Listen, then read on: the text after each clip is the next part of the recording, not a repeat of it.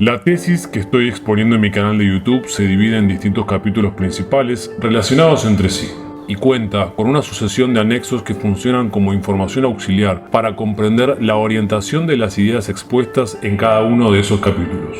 En el primer capítulo, más específicamente en el minuto 4 con 37 segundos, afirmo haber encontrado el propósito real de la raza humana, mediante una investigación histórica basada en los momentos fundamentales en el que el ser humano adquirió mayor movilidad, perfeccionando sus métodos de transporte, para el traslado de la mayor cantidad de personas y fundamentalmente de materias primas y de productos, en el menor tiempo posible y atravesando la mayor cantidad de distancia posible.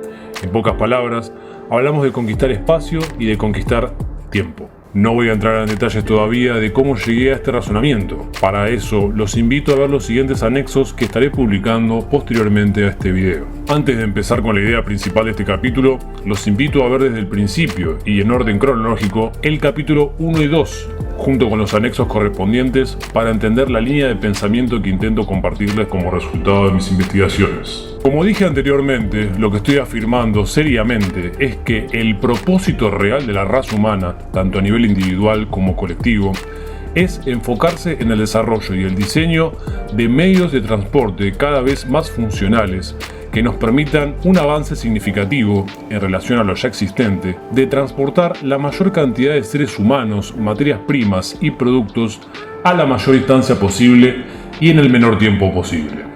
Ya que hoy en día no está presente en la actualidad el método más eficiente, limpio, seguro, de bajo costo y de mayor accesibilidad para realizar esta simple tarea, que pasó desapercibida durante miles de años, pero que si nos damos cuenta es la más fundamental de todas: el traslado. El traslado es la base fundamental para todo. Es una base fundamental tan incorporada que jamás a la fecha de este video nos detuvimos a apreciar seriamente. Quiero que por un momento hagan una pausa y piensen cómo su vida cotidiana se basa completamente en trasladar absolutamente todo lo que necesitan en un solo día de existencia, para perpetuar lo más posible a la misma y para cumplir sus necesidades, sus caprichos, sus antojos, sean cual sean, sin excepción. Analizar y apreciar los detalles tan ínfimos como el sublime momento en el que tienen la posibilidad de usar sus brazos para trasladar un vaso de cerveza hacia sus bocas y ver un poco más allá, como para entender que el desarrollo de la cadena productiva de un producto tan simple pero mundial no es más que una serie de procesos en donde nada puede ser posible sin la existencia del traslado.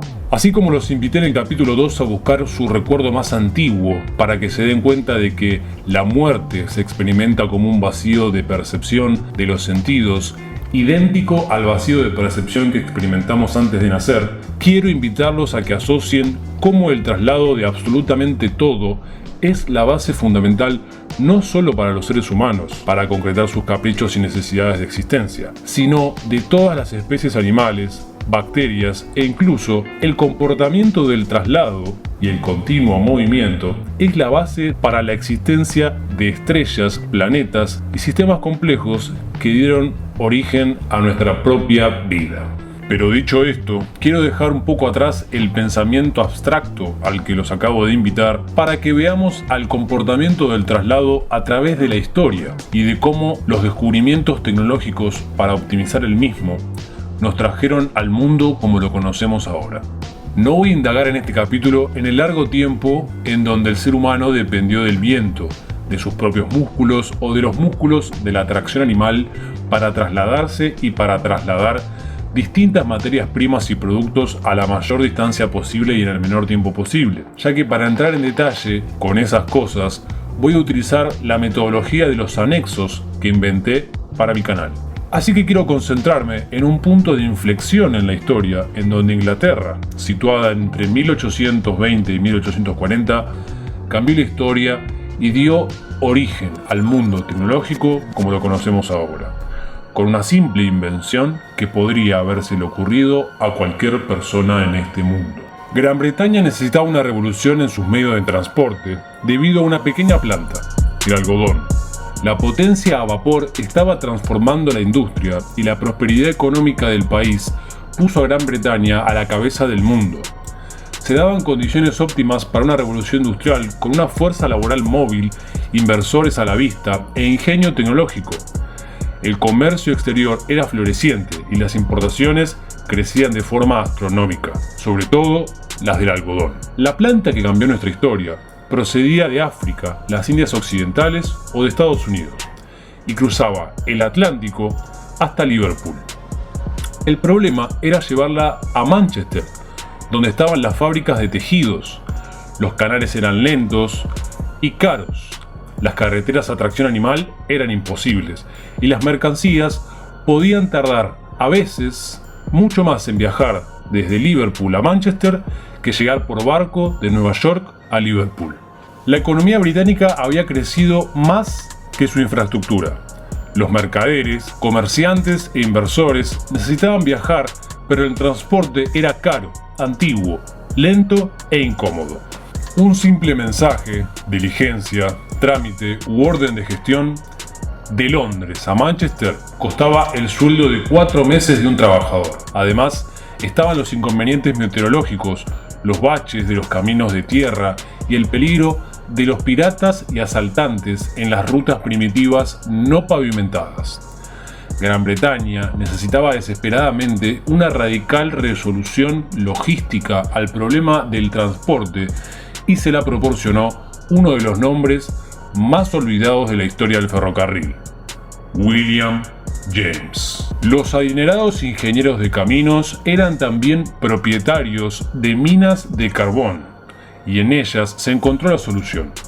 Las minas y las canteras eran los únicos lugares que utilizaban vías por las que los caballos podían fácilmente tirar de cargas pesadas. Las minas también habían sido los primeros lugares en donde se había utilizado el vapor para las primeras y enormes máquinas fijas que bombeaban agua, y más recientemente para tirar de las vagonetas mediante sogas. James fue la primera persona en darse cuenta de que aquellos primitivos sistemas podían pasar a convertirse en una línea férrea entre ciudades. En los anexos me tomaré el trabajo de explayar el resto de la historia, ya que lo que quiero dejar en claro en este capítulo es la transformación total que experimenta una sociedad una vez que alcanza a desarrollar una forma más eficiente de traslado para la mayor cantidad de personas, mercancías y materias primas a la mayor distancia posible y en el menor tiempo posible. Uno de los sucesos más importantes a gran escala que me inspiró a dar con esta teoría fue la construcción del primer ferrocarril transcontinental de Estados Unidos, finalizada en el año 1869, ya que no hablamos de una distancia de 57 kilómetros como la de Liverpool a Manchester entre los años 1820 y 1840, sino una distancia de 2.550 kilómetros entre la ciudad de Omaha, en Nebraska, a Sacramento, California. No voy a entrar en detalles en este capítulo sobre lo que costó realizar esta obra. Para eso estaré haciendo una transmisión en vivo en mi canal de Twitch con todos los detalles, ya que lo que quiero explicar en este capítulo siguen siendo los beneficios que trajo a Estados Unidos este proyecto y a la raza humana. Encontramos similitudes con respecto a las limitaciones que ocurrían en Gran Bretaña antes de que se desarrollara un nuevo método de traslado, solamente que esta vez era a mayor escala. En Estados Unidos se necesitaban 6 meses para cruzar la distancia entre esas dos ciudades. 20.000 personas mueren en las caravanas de carreteras a tracción animal, y para los que están pensando a esta altura en barcos, si se quería hacer por barco, había una travesía de 28.000 kilómetros rodeando Sudamérica, en donde también habían pérdidas invaluables, muchos riesgos y una amplia probabilidad de morir. Para unir el este y el oeste, el presidente Abraham Lincoln da luz verde a la creación de un ferrocarril transcontinental. Más de 3.000 kilómetros de recorrido que transformarán la nación, originando una oleada de colonización a lo ancho del territorio virgen y peligroso de las llanuras grandes. Las vías férreas fueron vitales para la expansión de Estados Unidos. Esta tecnología conectaba a las personas de un modo sin precedentes en la historia de la humanidad. ya que por una cuestión de territorio es una escala incalculable con respecto a las pequeñas distancias que tiene la superficie de Inglaterra. Pero hablando más claramente, cuando se aprueba la ruta de Utah, dos empresas empiezan a trabajar. La Union Pacific desde Omaha, en el este, y la Central Pacific desde Sacramento, en el oeste, y se encuentran en Utah. Costó el equivalente a $2.000 millones actuales. Por eso, más adelante, en los anexos voy a explicar cómo nosotros, como votantes y como pueblo, podemos medir el nivel de corrupción de nuestros gobiernos, analizando si durante su gestión invierten en lo que realmente deben invertir para hacer progresar distintas regiones productivas. Para que se den una idea, el mismo gobierno de los Estados Unidos, con Abraham Lincoln como presidente, no contaba con los fondos suficientes para financiar el proyecto del ferrocarril transcontinental y paga a las empresas con terrenos federales. Más adelante también veremos cómo este tipo de arreglos son muy comunes cuando se trata de ferrocarriles y cómo dan espacio a la corrupción multibillonaria, y vamos a ver y hacer un balance de si estuvo bien o mal que las cosas se hagan de esta manera para que al fin y al cabo la raza humana alcanzara el verdadero progreso. Para poner un ejemplo de corrupción, aquí se paga a las empresas del ferrocarril por cada 1.610 metros de línea férrea, y para aumentar las ganancias, las empresas agregan curvas innecesarias solo para aumentar sus beneficios. Una curva de 14.000 metros supone casi 50 hectáreas más de terrenos federales. Esto teniendo en cuenta que además ellos iban a ser los dueños de las tierras vírgenes dotadas de amplios recursos naturales, en donde ni siquiera había población todavía, y que encima iban a estar pegadas y conectadas al nuevo ferrocarril, que más adelante se encargaría de trasladar no solamente a las personas para realizar asentamientos alrededor de las estaciones, sino después un sinnúmero de productos y materias primas con valor agregado por ser exóticas, lejanas y haber pasado por un proceso de industrialización. Así es como nos damos cuenta que cuando uno posee el monopolio de los secretos de una tecnología de transporte innovadora, puede adueñarse sin escrúpulos del poder total sobre cualquier gobierno de la historia, incluido el del mismísimo Abraham Lincoln y de los Estados Unidos. La logística exacta para construir el tendido de las vías era solo de 25 centímetros al día en terrenos en donde había que traspasar montañas y 10 kilómetros al día trabajando en terrenos amigables como las llanuras o las mesetas. Cada clavo es golpeado 3 veces.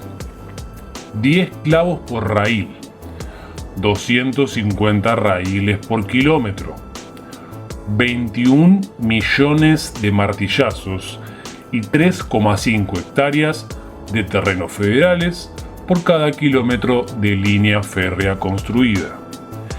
En 1869, ya con el proyecto terminado, un viaje que duraba 6 meses desde el este hacia el oeste o viceversa, se reduce a 6 días. Eso de tener que arriesgarlo todo en una caravana o en un viaje por barco rodeando toda Latinoamérica había quedado eliminado. Ahora se podía tomar el tren desde Boston hasta Sacramento y llegar en menos de una semana. Eso es una revolución. Para los que están pensando en los aviones de la actualidad, hoy en día se podría cumplir esta distancia en un tiempo aproximado de entre 8 a 15 horas. Pero recuerden que lo que realmente importa es poder trasladar el mayor volumen de carga, ya sea de personas o de productos y materias primas, en el menor tiempo posible y a la mayor distancia posible. Y comparar el volumen de traslado que puede tener un tren con el volumen de traslado que puede tener un avión es objeto de debate, pero yo afirmaría que es un poco absurdo.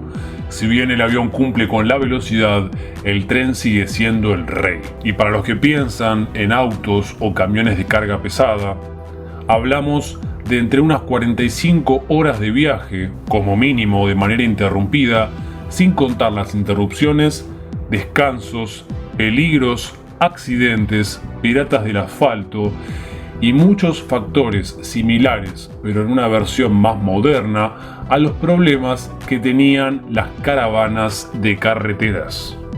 Es por esto que, si bien en el capítulo 1 hablo de cómo el petróleo revolucionó por completo a la raza humana, aunque con esto se convirtió en uno de los principales factores que justificaron la guerra, cabe afirmar que todavía el tren es la mayor expresión de ingeniería alcanzada por nuestra especie para cumplir la tarea más importante de la misma: trasladar la mayor cantidad de volumen posible en el menor tiempo posible y a la mayor distancia posible. Por esto es que hay que tener en cuenta de que, si bien realizar una obra tan importante que atraviese montañas y distintos tipos de barreras naturales para establecer los rieles que terminan conectando a todas las distintas regiones, es verdad que es una inversión inicial muy alta, muy costosa, pero una vez terminada es realmente donde hay que enfocar el trabajo, ya que trae resultados de conexión entre distintos tipos de regiones que, una vez que están interconectadas, ya nada las puede separar. El ferrocarril transcontinental de 1869, ya terminado, cambia todo lo que toca. Tiende una fina línea de civilización a través de las tierras salvajes, y la gente la sigue. Provoca una migración masiva hacia las grandes llanuras, y en solo un año 40.000 familias de colonos se trasladan a Nebraska, extendiéndose por la frontera en caravanas de carreteras. A mediados y finales del siglo XIX fueron a establecerse en uno de los territorios más hostiles que conozca la humanidad: las grandes llanuras vírgenes de Norteamérica. El gobierno, con Lincoln ya asesinado, acelera el proceso con la mayor cesión de terrenos de la historia. Todo el que pague una solicitud de $10 puede reclamar tierra libre. Una cuarta parte son mujeres solteras, veteranos de la guerra civil y antiguos esclavos. La gran promesa de América en ese momento era la tierra, ya que eran personas que ni en 1.000.000 de años podrían comprar tierras en Europa. Esto también tiene que ver con la pequeña porción de tierra o niveles de porciones de tierra que maneja Europa en comparación con terrenos tan amplios como los de América. Es por esto que justamente un ex veterano de una guerra civil, ni hablar de antiguos esclavos o de mujeres solteras, que en esa época eran más discriminadas que ninguna otra, podrían llegar a soñar con tener acceso a la tierra. Era justamente por eso de que, si bien esta tierra no era del todo amigable con respecto a los tornados, las plagas y distintos factores que hacían bastante imposible la vida, igualmente era una gran promesa, teniendo en cuenta $10, por más que sea en el año 1869. Finalmente, el 10% de Estados Unidos sería cedido por la ley de la propiedad rural. Y todo esto causado por un solo tren. Dicho esto, ahora puedo dar con la parte más importante, con la verdadera joya más brillante de la corona. El ferrocarril ha transformado Norteamérica. En solo 30 años, casi 50.000 kilómetros de vías cruzan el país entero, más que el total del resto del mundo. Miles de nuevas ciudades surgen a sus lados. Hay una estación cada 12 kilómetros y 5 líneas unen la costa este y el oeste. La llegada del ferrocarril cambia incluso la hora. Hasta entonces, los norteamericanos habían puesto sus relojes en horario guiándose con el sol, dando así aproximadamente como 8.000 horarios distintos a lo largo de 500 vías, y organizar los trenes es casi imposible. El 18 de noviembre de 1883, los Estados Unidos continentales se reducen a 4 zonas horarias y nace la hora estándar. Ahora, el ferrocarril es el mayor esplendor de América, con casi 1.000.000 de trabajadores. Uno de ellos es un jefe de estación de 23 años llamado Richard Warren Sears. Cuando Estados Unidos se ajusta a los nuevos horarios de trenes, Sears se da cuenta de que podría ser un buen negocio comprar un lote al por mayor de relojes de bolsillo, conservar uno para su propio uso y revendérselos a los jefes de estaciones de las siguientes o también a los pasajeros del tren. El negocio fue un éxito total. Los pedidos le llovían. En solo 6 meses había recaudado más de $5.000, ganando 10 veces su salario, solamente por vender relojes de bolsillo a los jefes de otras estaciones y también en una especie de venta ambulante primitiva hacia los pasajeros. Y comprendiendo que podía vender mercancías por tren, Sears tiene una idea que cambia por completo a Estados Unidos: el catálogo de venta por correo. 10 años después de vender su primer reloj de bolsillo, el catálogo de Sears ha alcanzado las 700 páginas. Despacha más de 35.000 pedidos al día, obviamente otorgando más empleo a personas que trabajaban para él y entregando desde frigoríficos hasta pianos. Básicamente todo tipo de productos que puedan ser transportados por tren, y en un solo año más de 100.000 máquinas de coser. Algo muy importante para lo que vendría a ser la industrialización también de la industria textil, valga la redundancia, pero esta vez en Estados Unidos. Usando el ferrocarril, Sears podía vender prácticamente todo y encima en cualquier lugar del país. Es decir que, para concluir este segundo ejemplo, lo que transformó realmente a Estados Unidos no fue la migración en el oeste, ni el desarrollo de las ciudades del este, sino la capacidad de transportar productos a grandes distancias, uniendo lo que antes habían sido pequeños asentamientos aislados que tenían que ser indudablemente y sí o sí autosuficientes. A finales del siglo XIX, Estados Unidos tiene más de 300.000 kilómetros de vías férreas que unen sus mercados locales y que crean una economía nacional. En los 40 años siguientes, los trenes de mercancía pasan de 55 a 700 millones de toneladas de materias primas de las tierras vírgenes del oeste, que abastecen a las industrias del este, y el este abasteciendo también de productos industriales a los asentamientos aislados nuevos que se habían generado en las tierras vírgenes, aislados que tenían que ser autosuficientes, creando una armonía de precisión matemática para el desarrollo de los seres humanos en cada una de las dos regiones. Estados Unidos supera a Gran Bretaña como el mayor fabricante de la tierra y pronto produce el 30% de las mercancías del mundo. Los trenes sientan la base de la creación del mayor mercado de la economía mundial, y esto hizo posible que Estados Unidos se convirtiera en la potencia económica mundial que era a fines del siglo XIX. En 20 años, la población se duplica y el número de ciudades se triplica. Vamos a ir de a poco con este concepto, ya que lo que quiero es mostrarles video a video, capítulo a capítulo, anexo por anexo y paso a paso, los puntos centrales de mi tesis. Entiendo que afirmar haber encontrado el propósito real de la raza humana puede sonar no solo soberbio y pedante, sino también puede causar un gran rechazo desde un principio. Cuando les hablo con seguridad, les hablo de esta manera no porque yo crea que tengo la verdad absoluta, porque nada más alejado de eso. Quiero aclarar de antemano que esta es mi postura. Es mi forma de ver las cosas después de realizar una larga investigación de 13 años y elegí este formato de YouTube para exponer los resultados, porque sentía que me daba la mayor cantidad de herramientas para hacerlo más claro, lo más gráfico y, por qué no, lo más entretenido posible. Aprovecho este momento antes de continuar con la exposición para pedirles que si les gusta el contenido expuesto, la mayor forma en la que me pueden apoyar es compartiendo mi contenido en sus redes sociales. Solo poner un link, ya sea en su Facebook, en su Instagram, o escribiendo un comentario con su punto de vista, ya que como dije antes, no creo tener la verdad absoluta.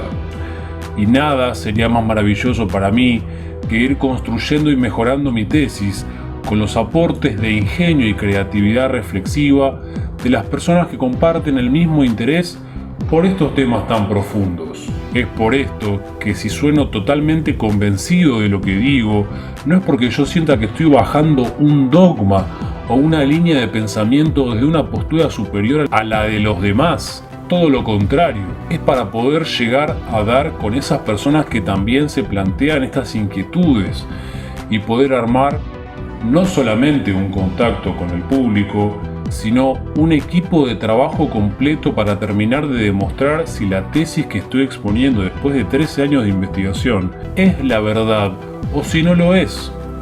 Y para eso no hay nada mejor que trabajar en equipo y no cerrarme jamás en una burbuja de perspectiva propia. Retomando con el argumento principal, me gustaría que se imaginen cómo sería el completo continente de América si se llevara adelante una conexión de este tipo mediante una red ferroviaria principal que conecte a los Estados Unidos con todos los países del sur y a todos los países del sur entre sí, ya que esto sería una red ferroviaria centrada en un ferrocarril principal. Como esta unión sería tan íntima en un principio, nos puede hacer pensar en las consecuencias y desigualdades, los problemas, los ventajismos y los comportamientos corruptos inherentes a esta etapa de la raza humana tan joven, inmadura e egoísta. Todas las zonas industriales intentarían absorber a las zonas territoriales ricas en recursos e intentarían, por un largo periodo de tiempo, evitar el libre paso de personas, pero incentivar el libre paso de capitales extranjeros. Además de que estos dueños de los medios de producción y de traslado volverían a aprovecharse de la falta de fondos, esta vez de los países sudamericanos, para cobrar en tierras federales específicas y ricas en países latinos. Sería algo comparable a cómo las regiones autosuficientes pero carentes de avances y productos complejos del oeste de Estados Unidos intercambiaron de manera poco equitativa sus recursos naturales por los productos industriales del este de Estados Unidos. ¿Pero no es acaso lo que estamos haciendo igualmente en este momento como países del tercer mundo? Y sin contar encima con una red ferroviaria que nos una a nivel continental y que nos conecte. Por el momento no podemos evitar este tipo de comportamiento corrupto y egoísta que tienen las sociedades cuando se conectan entre sí.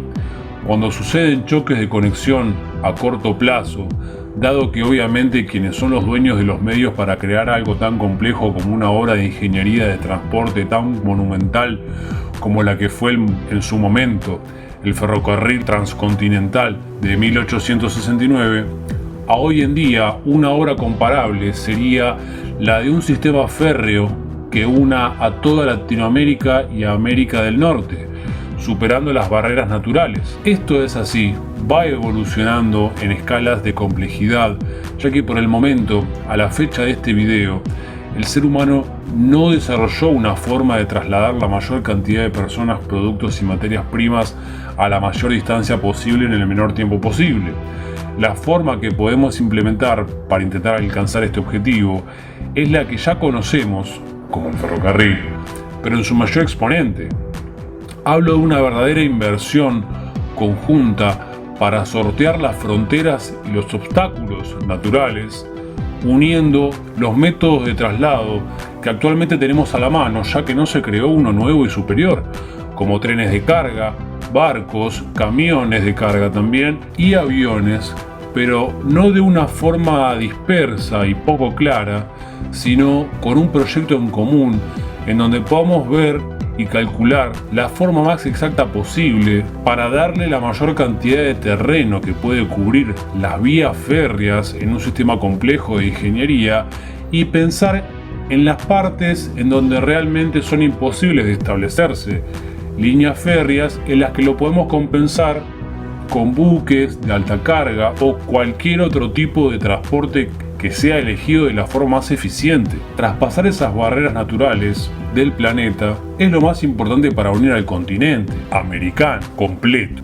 Soy consciente cuando propongo esta idea como piedra fundamental para el verdadero progreso, de que lo más probable es que los primeros problemas que enfrentemos no estén relacionados con la ingeniería ni con la construcción, sino la falta de preparación que las sociedades de distintos países muy diferentes padecen, por más que formen parte de un continente en común. Un nivel de conexión tan íntimo, es muy probable que lo primero que florezca sea el enriquecimiento ilícito, conflictos bélicos y de guerrillas, enfermedades o virus, tráfico de drogas, armas, personas, órganos o un sinfín de calamidades indescriptibles generadas por un simple tren o una red férrea. Pero es por esto que explico en el capítulo 1 la importancia de la guerra. Si revisamos la historia, cada vez que el ser humano adquirió mayor movilidad en todo sentido, lo primero que encontró vía libre para expandirse fue el mal. Fue siempre necesario un periodo de maduración para que los grandes avances de la historia encontraran bases para poder florecer. El mismo proyecto del ferrocarril transcontinental de los Estados Unidos se llevó miles, sino millones de vidas y dio origen a una situación y a un montón de situaciones que nunca hubiesen existido si determinadas regiones no tenían contacto ni comunicación entre sí. Cuando yo afirmo que el propósito de la raza humana es lograr trasladarse a la mayor distancia posible en el menor tiempo posible y llevando consigo la mochila más grande posible para poder trasladar tanto productos como materias primas, también soy consciente de que esa mochila y que en esa mochila se encuentra lugar comportamientos primitivos dignos de una especie que todavía continúa en conflicto. La distopía sería la primera estación de este tren que nos una a todos. Es por eso que en mi primer capítulo y en mi primer video subido a esta plataforma de YouTube hablo sobre cómo debemos detenernos a analizar la importancia de la guerra. Sobre todo debemos darnos cuenta de que si bien es algo nefasto, tuvo su lugar por una razón y no solo las guerras que tienen categorías mundiales, sino también las historias de todos los territorios y anécdotas que nunca se llegaron a conocer, que vivieron en conflictos bélicos a lo largo de la historia, que no llegaron ni siquiera a una categoría de guerra mundial. Y es por esto mismo que les estoy diciendo en mi segundo capítulo de que morir se siente exactamente igual al vacío de percepción que experimentamos antes de nacer. Les pido que piensen por un momento todos los hechos históricos que pertenecen a un periodo anterior a su propia existencia y cómo ustedes no fueron conscientes de eso hasta que no tuvieron contacto con la historia. Sin esos datos, ustedes no tendrían la menor idea de las cosas que ocurrieron, ya que no habían nacido, y es por eso que cuando mueran, miles de millones de sucesos y momentos e historias van a seguir ocurriendo sin que ustedes tengan la más mínima idea de lo que está pasando, ya que no van a existir y van a volver a ese vacío que experimentan antes de nacer. Todo lo que digo en mi tesis está íntimamente relacionado. Por el momento voy a parar acá, ya que lamentablemente todavía dependo de esas cosas como pensar qué tan largo puede ser un video como para que las personas nuevas que entren al canal no se asusten por la duración y no lo quieran ver hasta el final. Por eso, como dije antes, publicar mi tesis es mi sueño. Voy a hacer lo que sea necesario para poder llegar a la mayor cantidad de personas posibles y necesito que realmente se suscriban a mi canal, que compartan los videos en las redes sociales, en Instagram, en Facebook, en Twitter, que sigan en Twitch, que pueden hacer reacciones a los videos que estoy subiendo a YouTube, y si quieren llegar un poco más y apoyarme en Patreon, yo dependo de ustedes. Esto es algo que yo no puedo hacer sin ustedes. Yo doy por finalizado el capítulo 3, hay un montón de cosas más para agregar, un montón de ejemplos, pero quiero dejarlo por acá. Y como les dije antes, esto por suerte continúa. Mi nombre es Alan Kelly y muchas gracias.